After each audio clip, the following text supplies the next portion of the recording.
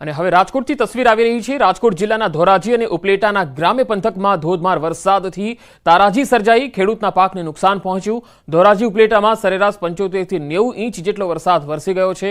અતિવૃષ્ટિને કારણે ખેતરોના પણ ધોવાણ થઈ ગયા, લોકોની ઘરવખરી અને પશુઓએ પણ જીવ ગુમાવ્યા છે। કોંગ્રેસ તેમજ ઇન્ડી ગઠબંધન દ્વારા રાજકોટ જિલ્લા કોંગ્રેસ પ્રમુખ લલિત વસોયાની આગેવાનીમાં મામલતદારને આવેદનપત્ર આપ્યું। લલિત વસોયાએ લીલો દુકાળ જાહેર કરવાની માંગણી કરી, સર્વે કરીને સહાય ચૂકવવાની પણ માંગ કરી।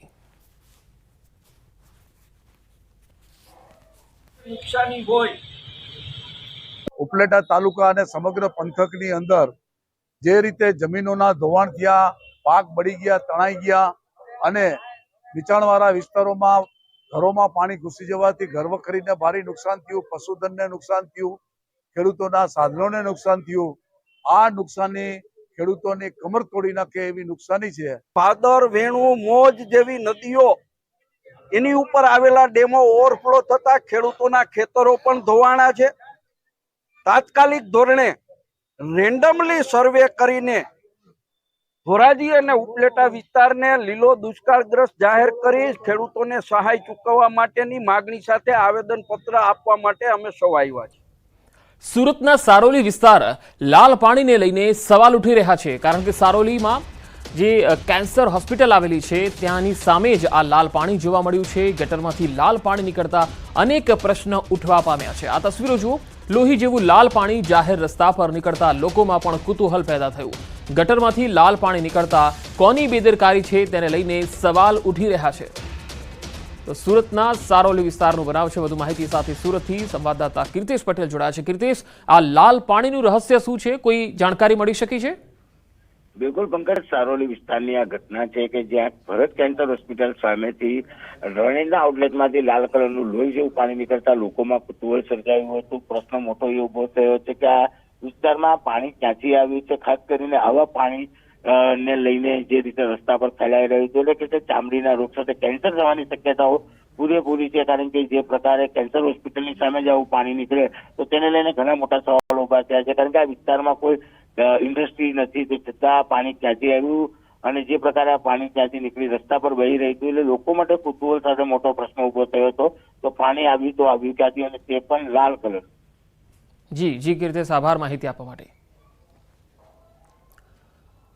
પાટણના હરિપુરા રામનગર વિસ્તારના રહીશોએ અનોખો વિરોધ કર્યો। રસ્તા પર વરસાદી અને ભૂગર્ભ ગટરના પાણી ભરાતા લોકોને ખૂબ જ હાલાકી વેઠવાનો વારો આવ્યો। નાના બાળકો પણ આ ગટરના ગંદા પાણીમાંથી પસાર થવા મજબૂર બન્યા છે, ત્યારે રોગચાળો ફેલાવાની ભીતિ સેવાઈ રહી છે। છેલ્લા કેટલાય દિવસોથી પાણીનો નિકાલ ન થતા થાળી વેલણ વગાડી તંત્ર સામે રોષ નોંધાવી રહ્યા છે, જેમાં કોંગ્રેસના કાર્યકર્તાઓ પણ જોડાયા। સ્થાનિકોએ થાળી વગાડીને સૂત્રોચ્ચાર કરી વિરોધ કર્યો।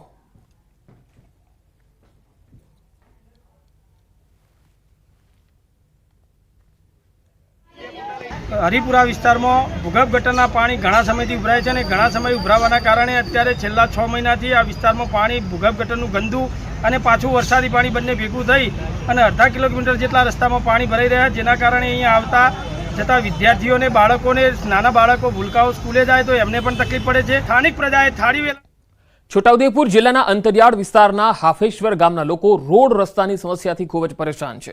નર્મદા નદીને કિનારે વસેલા હાફેશ્વર ગામના લોકો ડુંગર વિસ્તારમાંથી પસાર થતી નર્મદા નદીના કોતરને લઈ 2 ભાગમાં વહેંચાઈ ગયા છે। ગામના 4 ફળિયાના 2000 લોકોને સામે કિનારે જવું હોય તો ભારે હાલાકીનો સામનો કરવો પડે છે। અહીં 3 કિલોમીટર કાચો રસ્તો છે, જેમાં ફક્ત બાઇક જ ચાલી શકે, 4 વ્હીલરની તો કલ્પના જ કરવી મુશ્કેલ છે, જેને લઈને આ વિસ્તારના લોકો મુશ્કેલીમાં મુકાઈ જાય છે। કોઈ બીમાર કે પ્રસૂતાને સામે કિનારે આવેલ મુખ્ય માર્ગ સુધી પહોંચાડવા જોડીનો સહારો લેવો પડે છે। આ માર્ગ પરથી મધ્યપ્રદેશના લોકો પણ મહા મહેનતે આવતા હોય છે।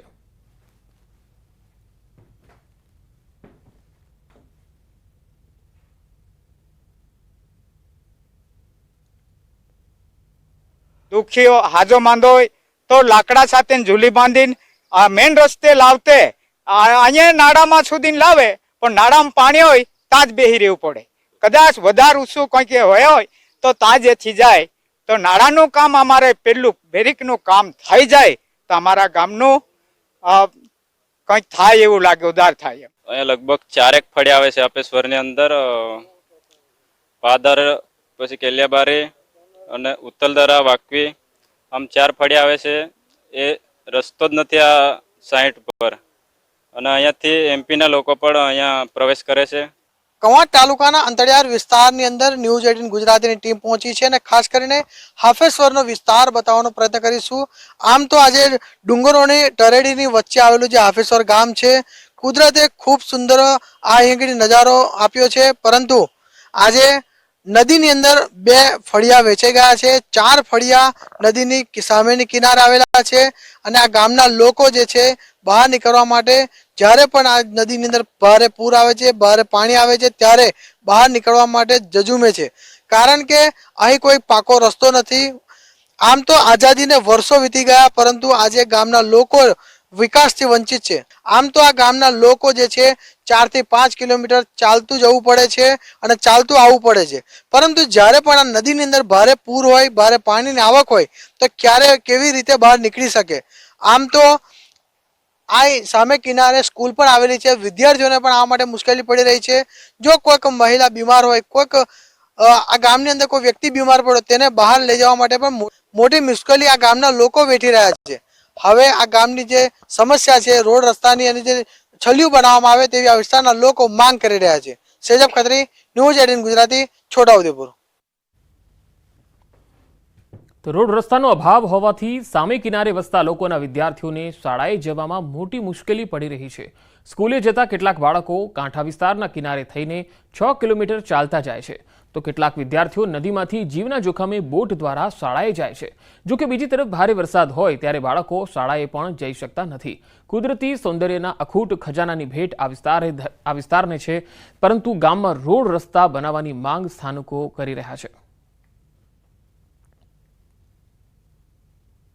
બાળકને ભણાવવા માટે સખત પ્રયત્ન કરી રહ્યા છે, પણ છતાંય વરસાદના કારણે અને સુવિધાના કારણે સ્કૂલમાં બાળક જઈ શકતું નથી.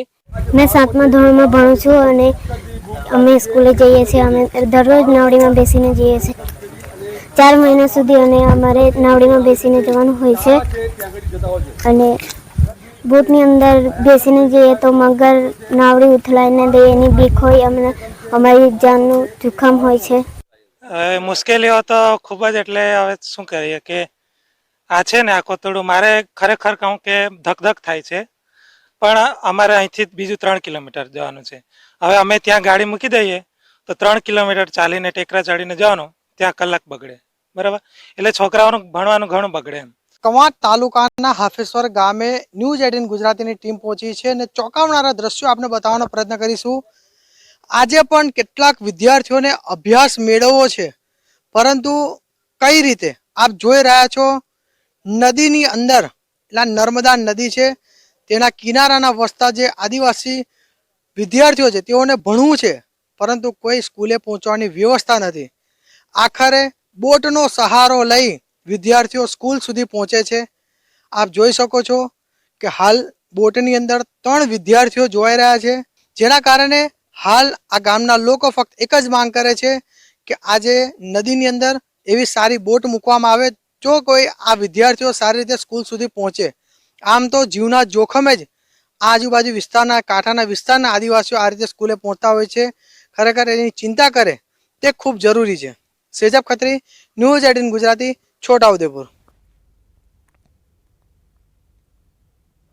તો અહીંના પ્રખ્યાત ઐતિહાસિક નીલકંઠેશ્વર મહાદેવ મંદિર ગુજરાતભરમાં પ્રસિદ્ધ છે. હજારો શ્રદ્ધાળુઓ અહીં દર્શનાર્થે આવે છે. જો કે કવાંટથી હાફેશ્વર સુધીનો માર્ગ બિસ્માર છે, જેને લઈને સ્થાનિકો અને શ્રદ્ધાળુઓને તકલીફ પડી રહી છે. બીજી તરફ હાફેશ્વર ગામના લોકો રોડ રસ્તા વિના મોટી હાલાકીનો સામનો કરી રહ્યા છે. અમારા ગામમાં હાફેશ્વર મહાદેવ કલ્યાણેશ્વર મહાદેવ મંદિર આવેલું છે. બહુ જૂનો પૌરાણિક મંદિર છે. જૂનો મંદિર હતો એ ડૂબી ગયો, હમણાં નવું મંદિર છે. શ્રદ્ધાળુ આવે છે, બહુ તકલીફ પડે છે એ લોકોને. ને અમારે નદી નાળા ને અપાર એટલે દર્શન કરવા જવાનું બહુ તકલીફ છે.